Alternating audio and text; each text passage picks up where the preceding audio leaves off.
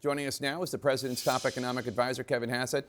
Kevin, thanks so much for joining us. So the White House said on Friday that discussions are still underway between President Trump and OMB Director Russell Vought on identifying cuts to agencies and layoffs, permanent layoffs of federal workers. The White House said these cuts could come as soon as Friday. Nothing's been announced yet.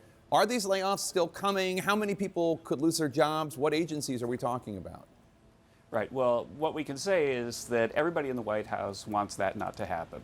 What we want is we want the Democrats to come forward and to make a deal that's a clean, continuing resolution that gives us 7 more weeks to talk about these things. But the bottom line is that with Republicans in control, the Republicans have a lot more power over the outcome than the Democrats. And the Democrats need to show some leadership, as Senator Fetterman has, and step up and give us the sort of moderating outcome that the Federalist Papers thought senators would do. You remember in Federalist 63, both Madison and Hamilton said the senators are actually the voice of reason.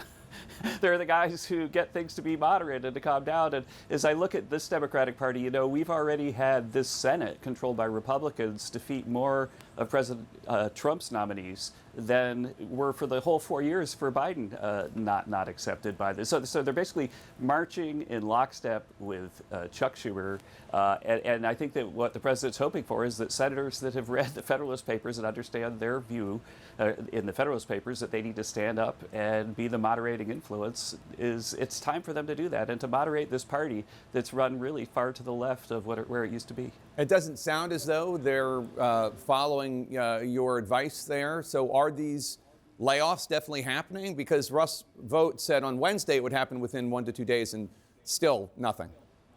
Well, again, I think that if the president decides that the negotiations are absolutely going nowhere, then there will start to be layoffs. But I think that everybody's still hopeful that when we get a fresh start at the beginning of the week, that we can get the Democrats to see that it's just common sense to avoid layoffs like that, to avoid the $15 billion a week that the Council of Economic Advisors says will harm GDP if we have a shutdown, and also just all the payments for rent payments and so on that people won't be able to make because they're not getting paid.